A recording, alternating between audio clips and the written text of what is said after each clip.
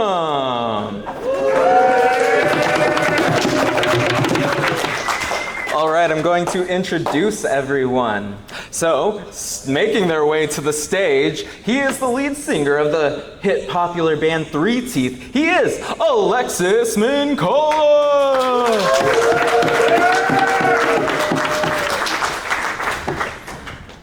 That's him, I didn't lie.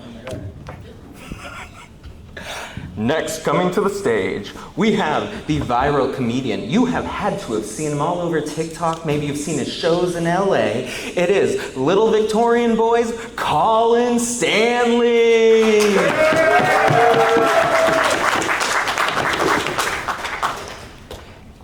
I know you've seen her in WWE. I know you've seen her in TNA wrestling. And now I know you'll be seeing her all over the film industry because she is Katarina Severen.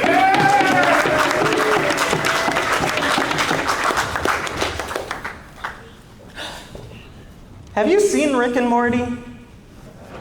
If you haven't seen the movie Decorado, you have to see it. It's amazing. But anyways, he's been in those. He's been in all sorts of the different animes that you've seen. I know you've seen him, or more likely heard him. He is Jon Allen.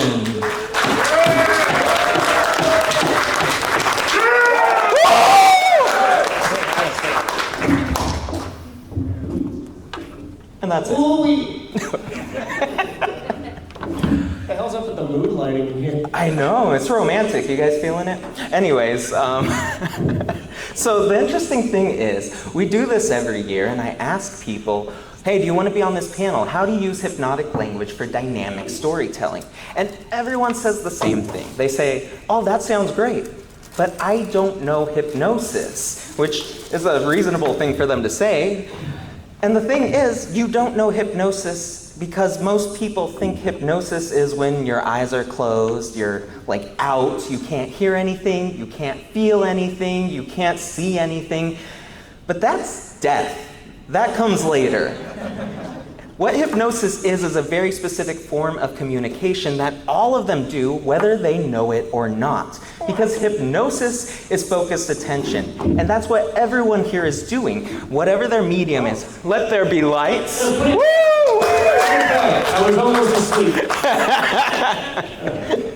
Whatever they're doing, whether they are making records, whether they are making people laugh, whether they are making people feel something on the stage, in the ring, on television, whether they're using their voice to convey feelings, they are fighting for your attention. So they are all hypnotists within their own right. And the goal of this is to just figure out what strategies they're using. How are they capturing your attention so you can model it and you can replicate it in your own life? Maybe you're not an amazing musician, comedian, wrestler, actor, or any of those. Maybe you're just the person who goes home and tells your family stories, but why wouldn't you want to be the best at it? So we can figure out the structure of what they're doing and start to create our own ideas within it. So if you're ready, I'm ready. Yeah. I figure we can all introduce ourselves. Alexis, what do you do? I'm the lead singer of a band called Three Teeth. We make industrial metal music for people that might know what that means. It's fairly niche, but it's interesting to sort of learn what hypnosis is because I never really thought about that. But, you know, industrial music is quite repetitive at times. It's quite droning, it's quite mantric. You know, the sort of anticipation of the thing that is different is, you know, holding their attention. And then that sort of like change up that we do, I think oftentimes is the thing that has people like getting those little, you know, hairs sticking up on their arms. But yeah, I mean, now that I have a little bit of awareness of what it is, I feel like I can understand why I might be here. Because I have no fun. Hi, everybody. My name's Colin Stanley. I run a social media channel called Little Victorian Boy on TikTok and Instagram. I do a lot of absurdist, weird sketches. That's what I like to do. I guess I'm hypnotizing people while I do it, which is cool. New to me.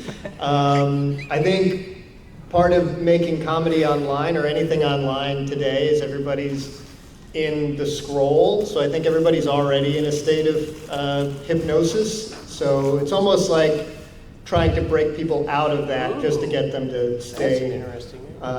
focused on whatever it is you're trying to communicate. That's me, yeah. That sounded good.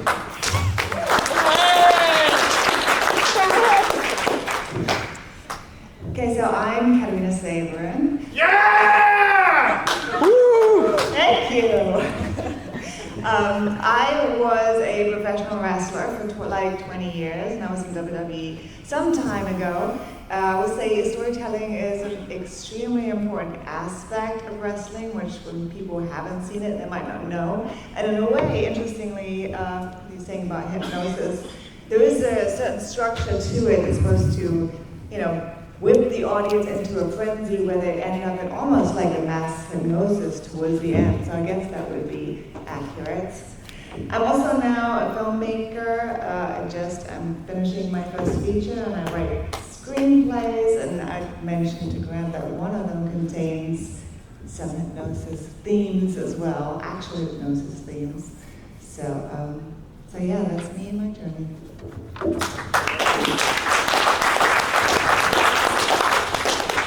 Hello, rich people who can afford Colin.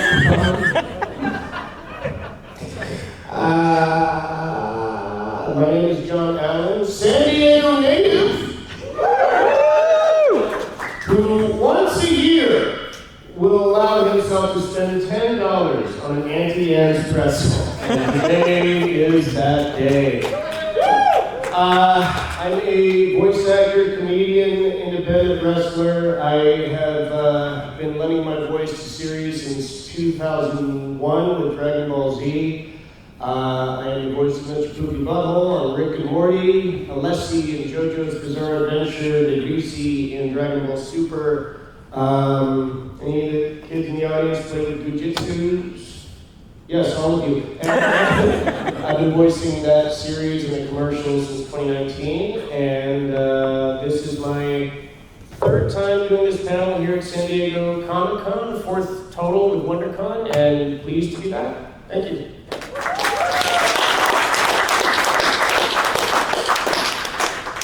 So they're all very different and interesting mediums. They're all storytelling, but Alexis, you write the lyrics to your songs, and the interesting thing about writing songs is if you're too direct, it can become preachy. If you're too, I suppose, out there or abstract, they might not even grasp onto the ideas.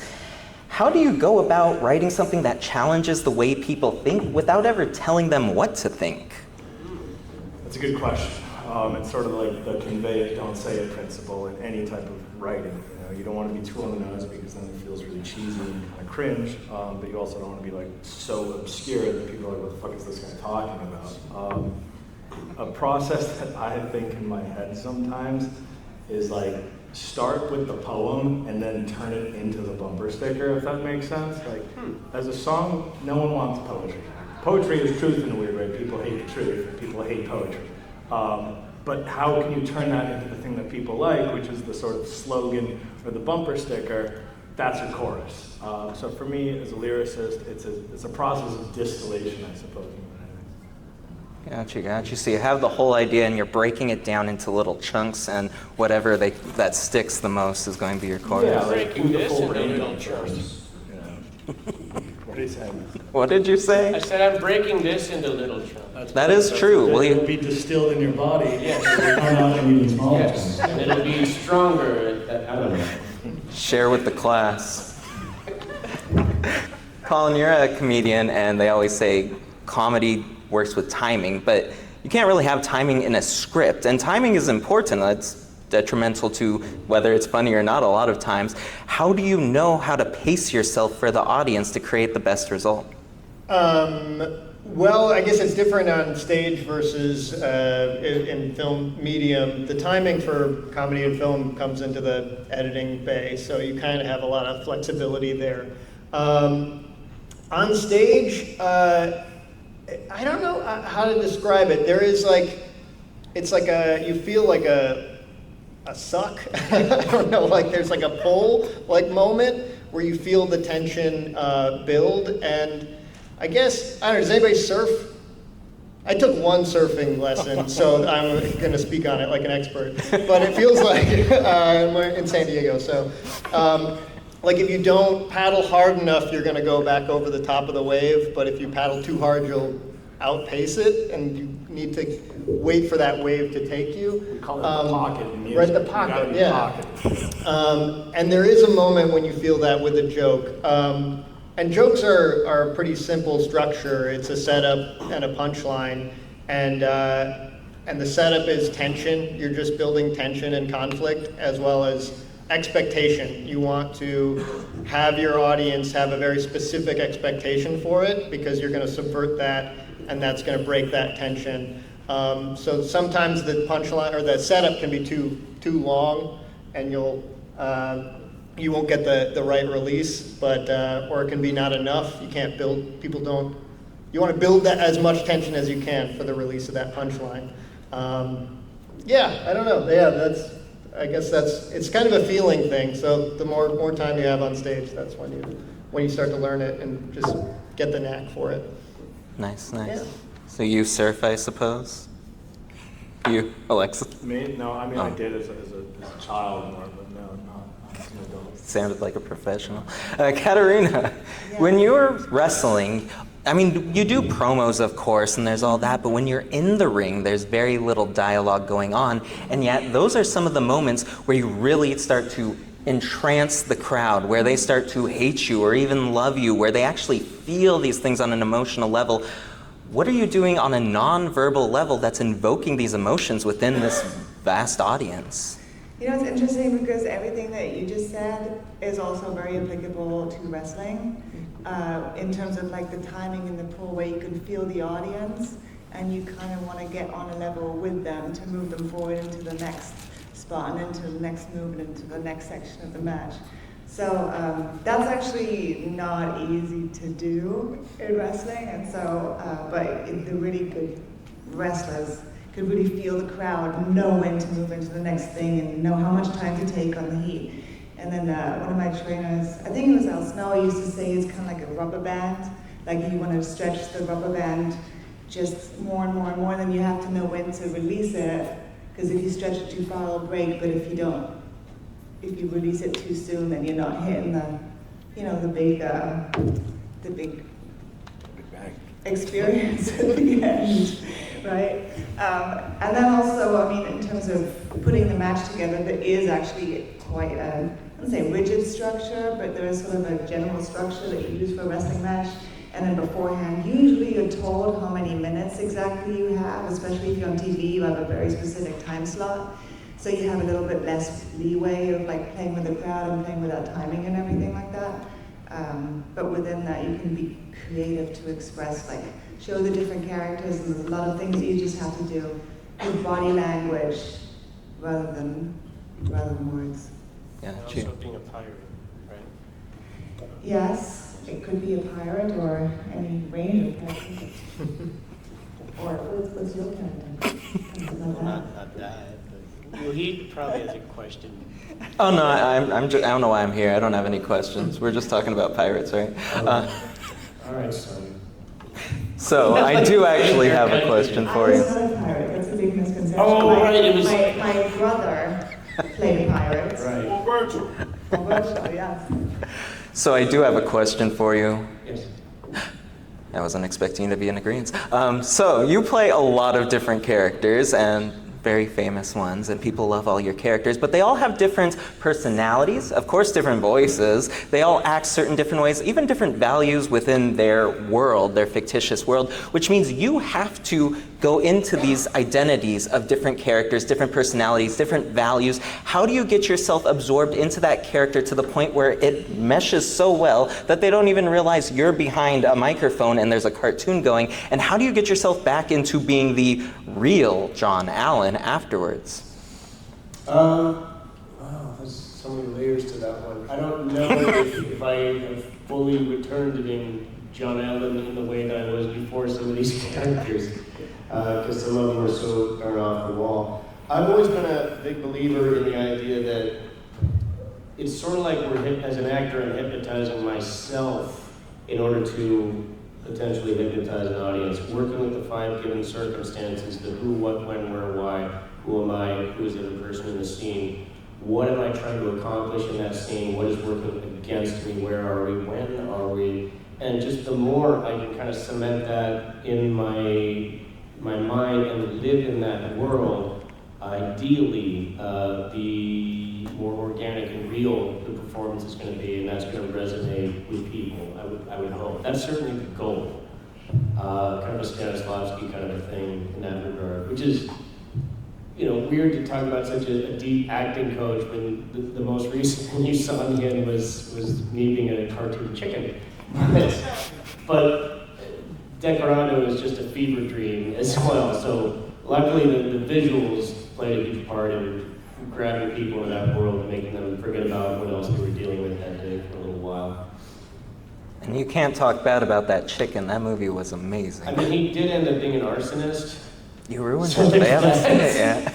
Chicken Crazy and Decorado now on Prime Video, Apple TV, and Fandango at home.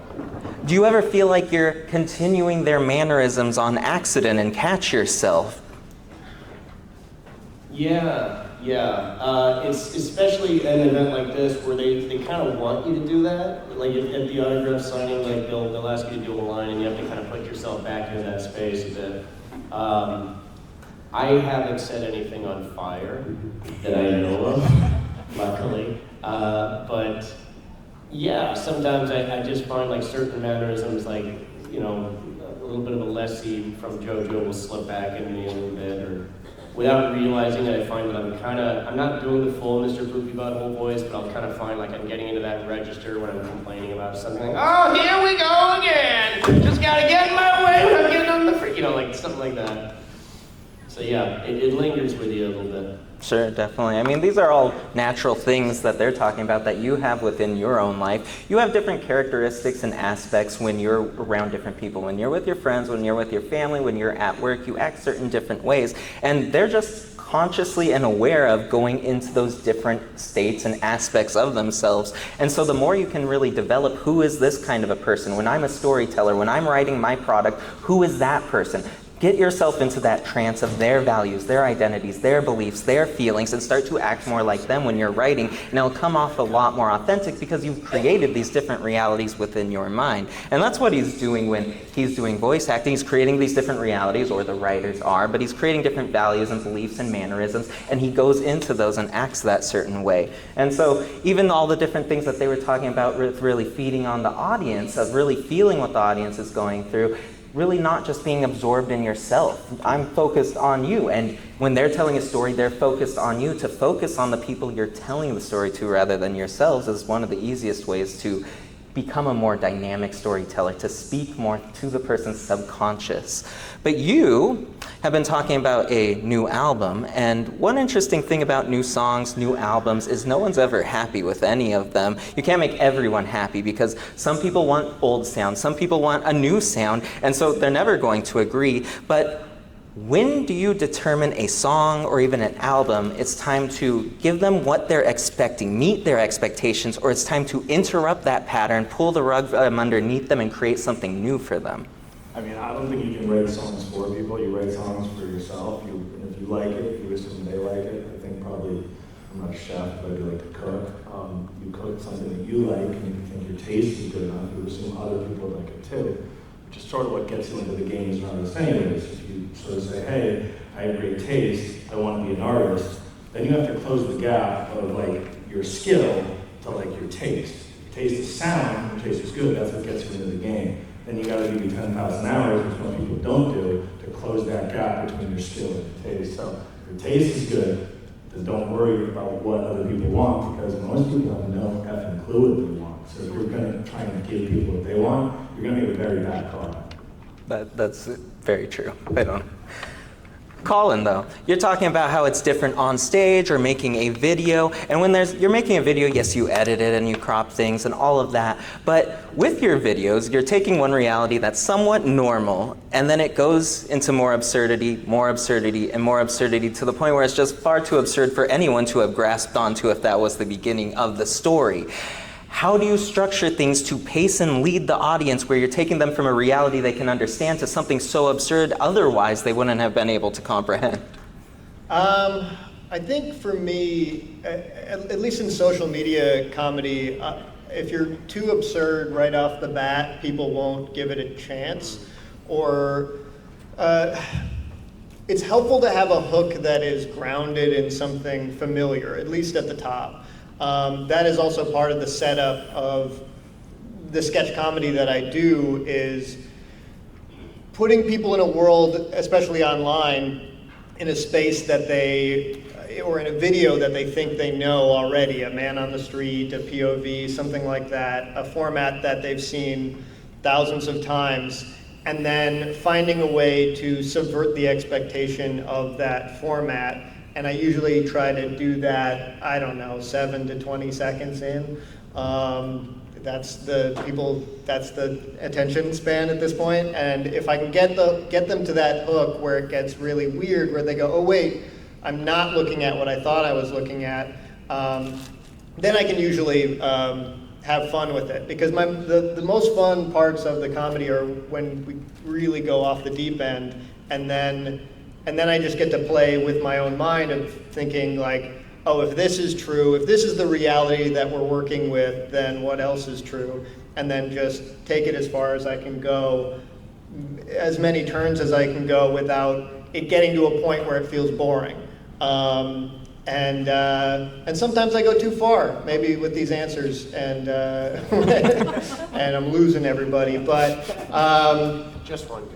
Just that one guy in the back.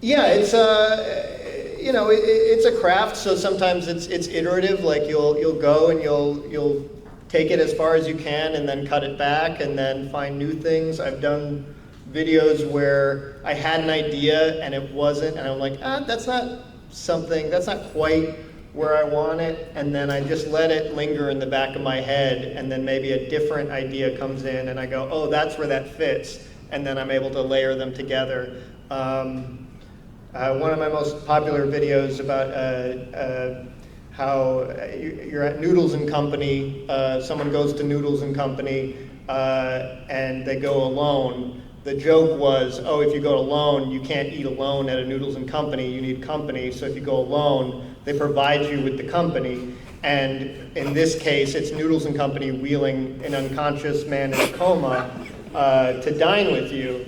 And so I was like, oh, perfect, that's the answer, is like, oh, they bring you a comatose guy that works at Noodles and Company to eat with the solo people. And then I'm like, oh, if that's true, what else is true? Well, that's true that the guy in the coma is actually awake, and he's being held there captive by Noodles and Company. And then where do we go from there? It's down the side of a mountain in like a James Bond-esque escape. Who knows what else could happen? So, but that Noodles and Company bit, I had that in my head for like a year, being like, it's not right. Like something's off. And then I'm like, add a guy with in a coma. That's it. So I don't know. Do that. Okay, add people in comas as the answer. Yeah, add as many people in comas as you can. So they brought a guy in the sketch. They brought a guy in a coma, and you had somebody in a coma, like they run through the table. Yeah, well, this one was a format I would do where I was just me talking to myself, and the self is just listening silently. People do like a back and forth video, and I was like, I'm gonna do that, but then I was like, I don't need the other guy to talk. That's just the straight man, so I'm just gonna have him react to me saying this insane plot line, and I don't know, I've been doing those for a little while. They're great. I don't even change shirts. I'm like they know it's a different guy. It's a different angle. How can they not? He's got a different face. He's kind of doing a little different. Yeah. But that same structure is what works with hypnosis. It's called pacing and leading, and it's what works with conspiracy theories, because they're basically hypnotizing you to believe some outrageous things. If this is your belief, I am not knocking it. I'm just saying most people find a hard time believing that like tree trunks are ancient giants. Some people have a hard time, but some people don't. And usually when they don't have a hard time, it's because they were paced and led from one thing that is objective reality to, well, maybe this is true then. And once that's their new objective reality, maybe this is true then. So that's the same structure of, oh, well, yeah, you would need company at a place called Noodles and Company. Well, maybe then you need someone who's unconscious. And it's just building upon its a pace and lead, creating something so absurd that you're still watching it because you're really invested now. It's still part of the reality of the story. Anyways, that's what I have to say about that. But as far as wrestling, as far as filmmaking, I don't know if any of you have ever watched TV, but I have. And one thing is, when you're watching television, at what point do you stop noticing that there's a frame around the television?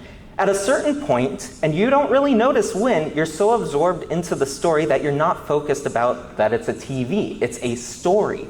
And at certain points, I was watching that Batman movie, that newest one a few years ago, and for whatever reason I was like, oh no, he's gonna die. It's Batman, he's not gonna die, it's his movie. But I was so into it, I was worried for him that he would lose his franchise, and I wasn't focused about the screen around it. So I was hypnotized. That's all hypnosis is.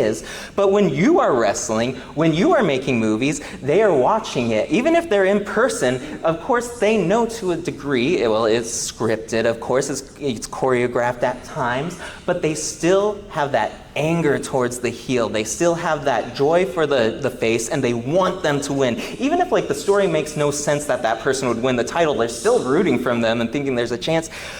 What part of it is that you're working the crowd where you start to blend that reality and that fantasy, that kayfabe starts to bleed into the life, and they are hooked even though they know it's a show?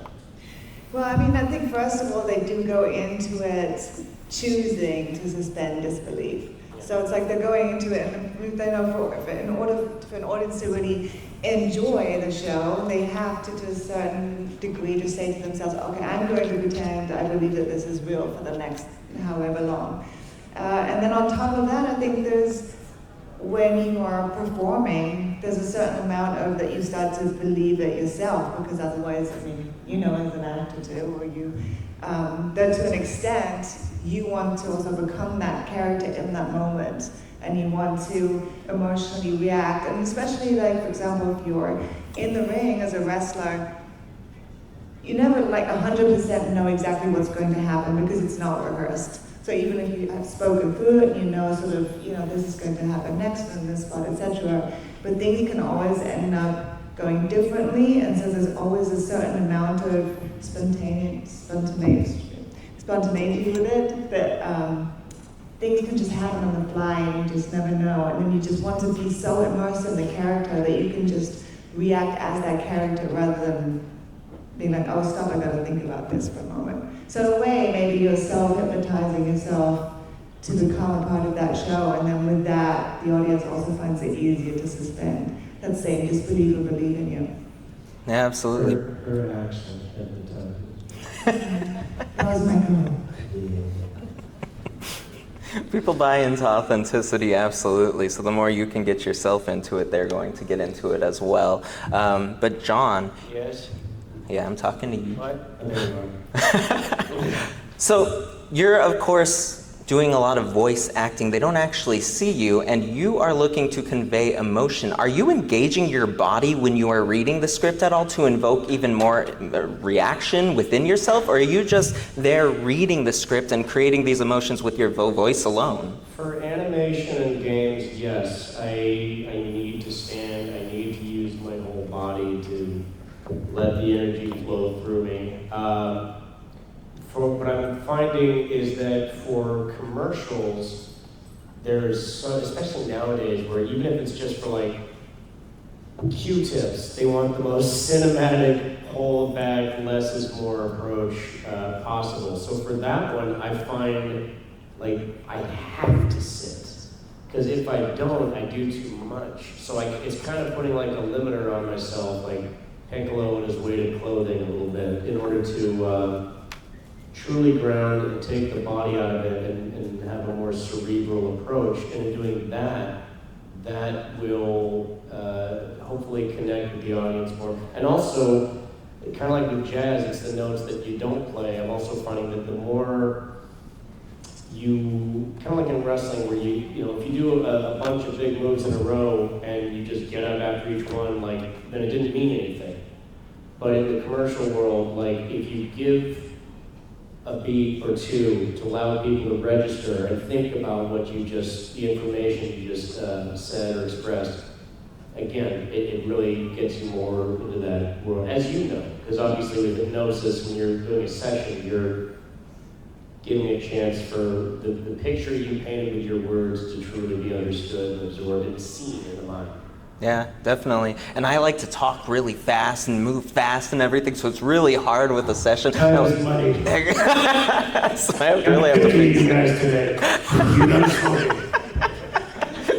But less is more, absolutely. I mean, there's stage hypnotists, you know about them, and they do this one thing where they're like, oh, the stuffed animal, when I move it, you guys move, and then they do all these crazy things. They're flailing their arms around and everything. Everyone does it, and it's not amazing. This one guy, Darren Brown, he has this creepy doll, tells this whole backstory about this creepy doll, and all it does is this, and the person goes like this. And it was the wildest thing for these people. They spent so much money to see it, and it was arguably much less than going like this, of course. It was just like this. You would think, what a ripoff. But because there was story to it, because there was meaning behind it, and because they slowed down and gave you less, it meant more. And so definitely pace yourself. Pace yourself to what their expectations are, and then lead them step by step to the next portion of your story. Have meaning behind it, and actually believe in it yourself. But we have more questions. We have like 20 minutes. So all of you are great storytellers, but you had to get there at some point. There's been learning curves along the way, obstacles, things you thought were good at one point, but then you learned that that's not the way to do it. Let me switch up my style and notice things worked a lot better. So with that being said, Alexis, what is something that when you were building this craft, you thought that was the way to go, that you actually had to learn something else that completely changed how you tell stories? I mean, music is a little different because, you know, it's sort of an abstract form of storytelling. We don't really have the images to sort of support it. We're dealing with like dynamics of frequency. And I guess in the beginning, like I thought that there sort of had to be like more structure to it. You know, when you're like, all right, let's look at this arrangement. Here's how we should arrange a song. Every pop song has a pop arrangement. You could literally look at it and you're like, oh, that's an arrangement, that's familiar, that's the structure you're supposed to write a song on. And I think in the beginning, it's sort of like a compensation for not being a good songwriter. I wanted to really write within a framework of like other arrangements, which in the end, there's no rules to songwriting at all. That's why I'm drawn to it. So I think the more confident I got, I do think confidence, going back to the first question about your taste, when you're confident in your taste, it really shines through. You make better decisions about creativity. And I think ultimately, you know, creating for an audience, you know, what are they gonna like? That's not confidence, you know. It's sort of this idea that, you know, if, going back to the chef, you know, if the chef was like, well, that's why we make chicken fingers. Everyone likes chicken fingers. That's why most songs sound like chicken fingers, to be honest. It's ubiquitous, it's good, people are gonna like it. It's not gonna offend anyone. And that's why you can hear it in the back of like, you know, a shopping store and go, oh, that's chicken fingers. So ultimately, confidence is not chicken fingers. Confidence is serving your audience something that they haven't had, that they might not like. And that's gonna happen. It's absolutely gonna happen. And they're probably gonna shred you online. But there's also a chance that you might make something really fucking special. So go out and make some weird fucking shit.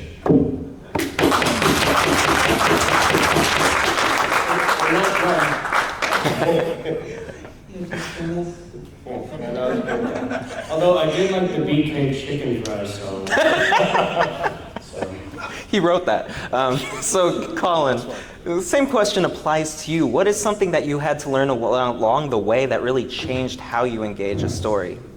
I guess I learned comedy and storytelling through improv comedy. That's where I got my start. And that's built on principles of, you know, there's rules to improv that I was taught when I was first learning.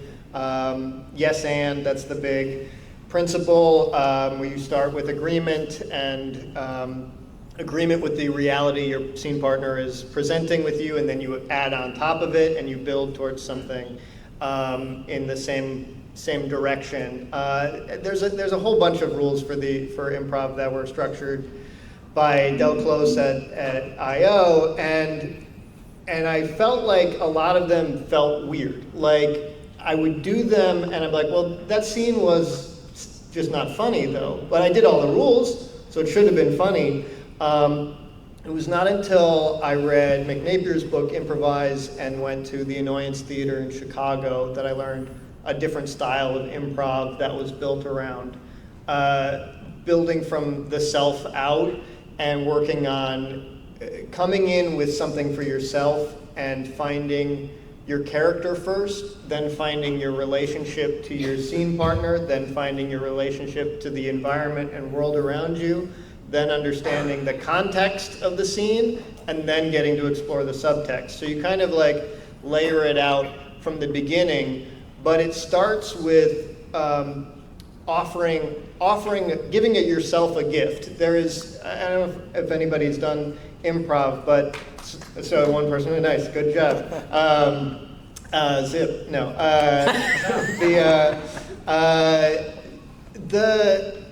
A lot of times you're told like, oh, go in with nothing, have no expectations. Everything you'll get is from your scene partner in your eyes, and then what you would see in these improv scenes is two people would walk out and they'd stare at each other, and you get 3 seconds of like nothing, and then they would, and then someone would make some big declarative statement, and I'm like, well, that's not life. That's not how life acts, and there's nothing wrong with, say, gifting yourself a point of view going in, as long as you're flexible towards the reality that your scene partner is giving you. And if anything, for me, it's selfish to go in with nothing, because you're offering nothing to your scene partner.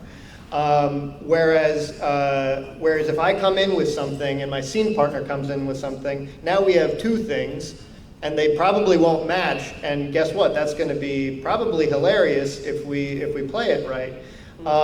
So that was a big revelation in my improv comedy journey, and that's how I write and how I do storytelling is I just improvise with myself in my room or in my head or in my car or wherever and play both characters. But it was built off of those techniques. So yeah, I don't know. Nice. That's it. That works for me. Yeah, improv is actually a huge aspect of hypnosis. They say if you want to be the best hypnotist, take an improv course. So I did, and I'm doing an improv hypnosis workshop. So it's actually a huge thing that goes with it. And yes, and of course is famous, but that is huge within how to hypnotize your audience. You have to be in agreement with them before you can pace and lead to your wild story about people being held hostage for noodles. And so it has to start somewhere, and it starts with agreement with the person and whatever reality they're in. If you just tell someone they're wrong, they don't like you. People like when you tell them that they're right and they're perfect. And so you start off with that, and then you change the reality slowly but surely. It's how you create a much more convincing and hypnotic story. But you've done amazing things yourself, and you've learned along the way. Your style has changed in how you tell stories, even from wrestling, from writing stories yourself. What is something you've learned that's really changed the way you engage storytelling? I mean, I don't know if that's a cop-out, but I feel like there isn't like one big thing. I feel like every time you do something, like whether it be like you step into the ring and you have a match with somebody, or every time that you film a sketch, you film a short film, or now like a short feature, every time you like learn so many different things that you try and implement next time, and that's not always easy. And I always say like a lot of art forms that have sort of a preferred structure. Like a wrestling match has a preferred structure. There's the shine, the cutoff, the heat, the comeback, the finish. And then in storytelling, like if you're writing a script, you have the opening scene, then you have act one, then you have like something happens in the middle, then you have et cetera, et cetera. But like once you understand really the structure is when you can start sort of breaking it down and playing with it and making something more interesting out of it. And a lot of the time you can't just do that going in. You have to have that practice, and you have to develop that muscle, and you have to really work within the structure to get to the point where you can break it down and be even more creative. And that's when sometimes the limitation of a form can then make it, like force you to be more creative within the structure sometimes as well. well. So I don't know that there's like one specific thing, but even like recently when I shot my film and I actually edited the first cut myself, I was very happy I did it because I kept thinking, I should have done this, I should have done that, and why didn't I get this shot? And then in looking at it, it seems so obvious that I should have thought of that. But I hadn't thought of it on the day. And so then that's something for next time. And it's just one of those things that take time and practice. And then hopefully improve by the end of your life. Yeah, definitely. I mean, there is a structure to everything. There's a structure to storytelling. There's a structure to success. There's a structure to comedy. There's a structure to cooking. If you are learning to make something, oftentimes you will go off of a recipe. But eventually you learn the structure of cooking. You learn the acids and all the different things that go into making a meal a good meal. And then you don't have to follow the rules. You can break it down into your own. You can find different forms of improv, different forms of cooking, different forms of making music that follow a similar structure, but is not cookie cutter choreographed to what you learned. Understanding the structure of anything within this is what's going to make you be able to break it down and build it back up in the way that is your own unique style. But, Jon Allen, you Yes? also learned things along the way. Not really, but go on. If you could pretend you learned something, Oh, yes. what would it be? Yes, and grateful for that. Yes, right, Chris? Thank you. What are we doing? What have you learned along the way that made you become a better storyteller?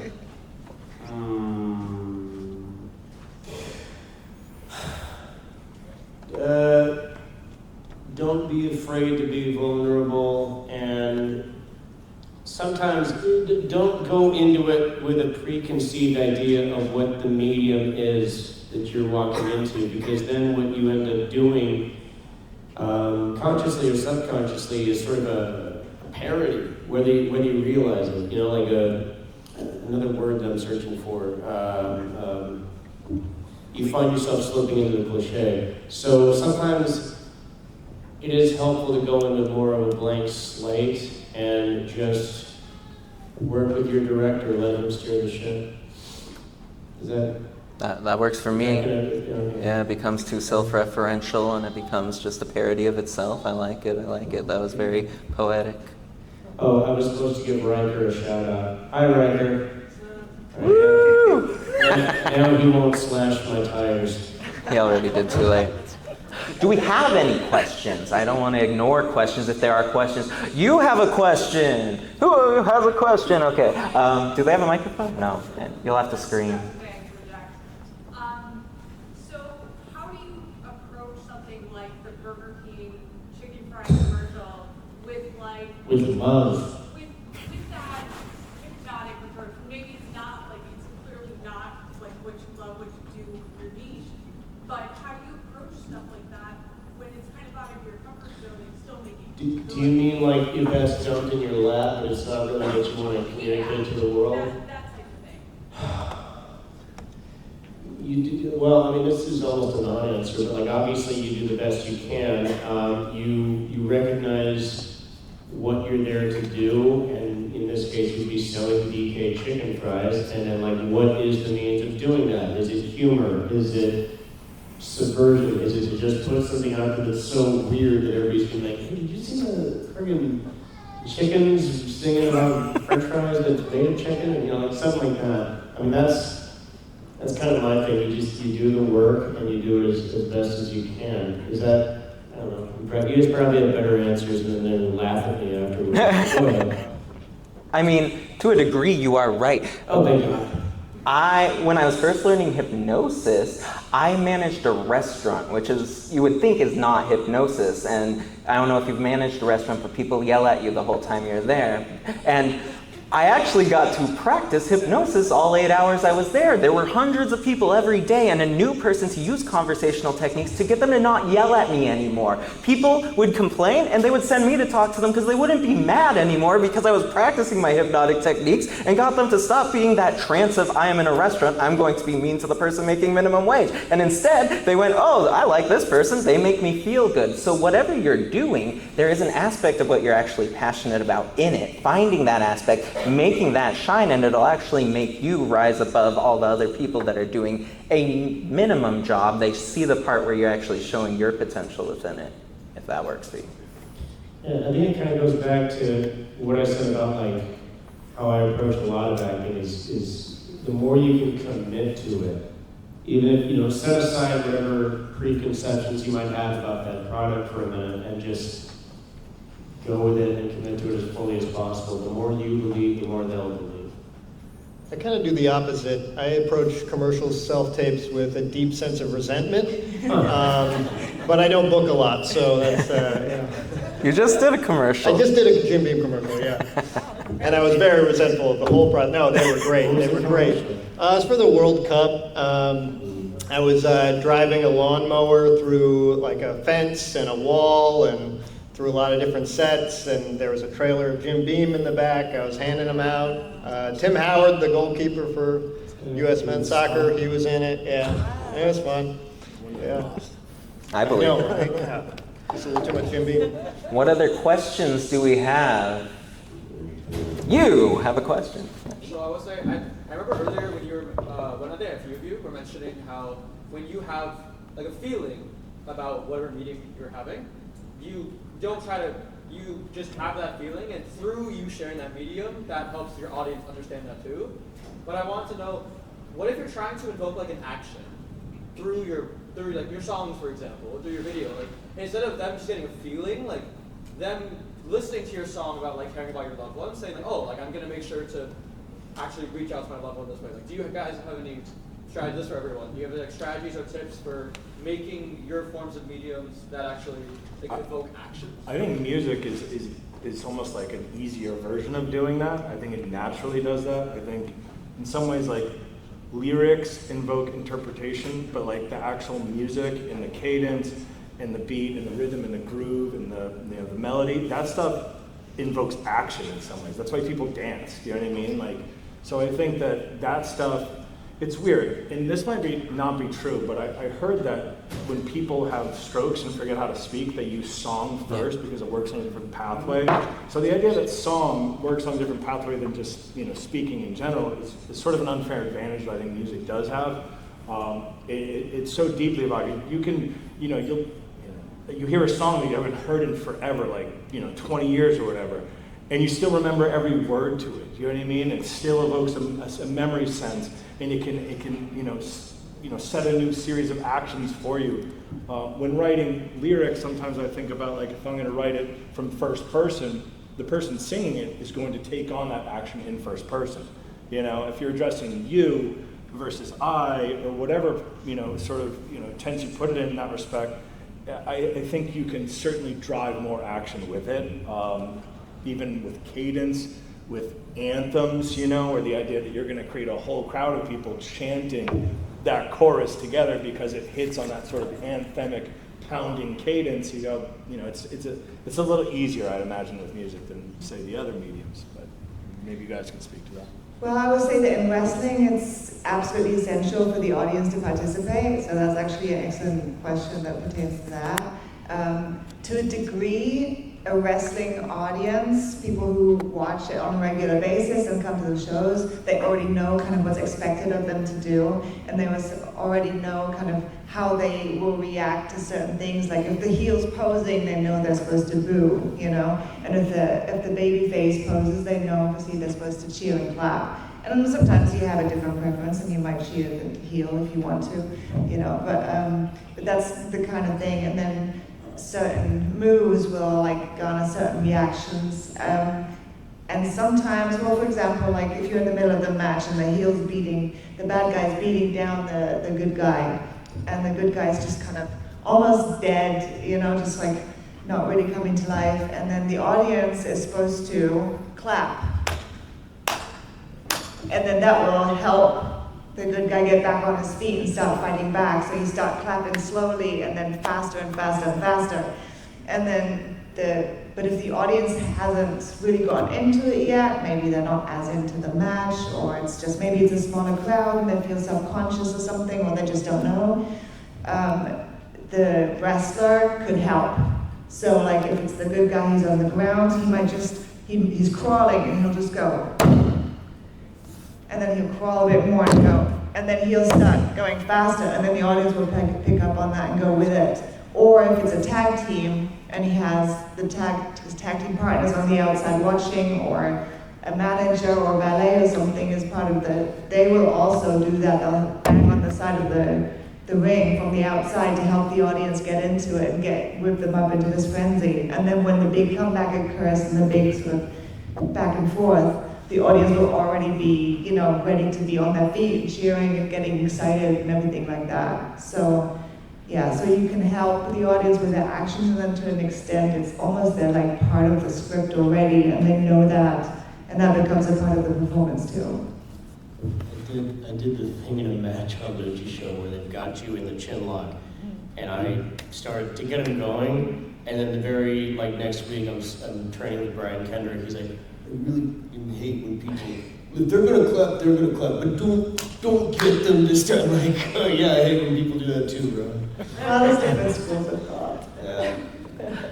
I was going to say a similar thing in comedy, at least in my on stage for my stand-up hour. I start with a joke that has a call and response element in it, and it's a very strong opener, partly because it has this fun, inviting component that gets the audience. Well, there's laughs, which is the involuntary action that you're going for, but this is just an easy, fun game to play with the audience, and then it puts them all on the same side, like they're all on a team, and it breaks down some of the discomfort of being in an audience, especially if you're watching comedy and you may be nervous for the comedian, or you're nervous that you shouldn't be laughing at certain parts, or maybe other people will judge you for laughing, and it immediately breaks down those walls and kind of makes a community out of the audience. So that's what I do. To be able to create stories that create believable realities, to make someone feel something out of nothing, is hypnosis in itself. They're all hypnotists in their own rights, and what things that they do create hypnosis, and it's just about understanding the structure and what moves people. This has been how to use hypnotic language for dynamic storytelling. We're out of time, but where can we find everyone? I guess I'll plug myself first. You can find me at my website, grantmepeace.com. My name is Grant. It's a cute pun. grantmepeace.com. There's all sorts of things on there. I interviewed the top hypnotists. You can have a little sampling of all of them and what they think, but where can they find all of you? I'm on the internet. I'm also on the internet, but I'll give you specifics. It is at Little Victorian Boy, TikTok, Instagram, and YouTube. I'm also filming my first stand-up hour on the LA River sometime in September or October. It's a free show. It's going to be on the river. So come to the river.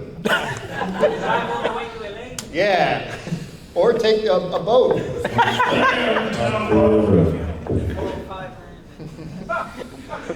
Okay, so you can find me on Twitter and Instagram, Katarina's Infamy, and then I have a website, emotionalvampireentertainment.com, where there's going to be updates about my films.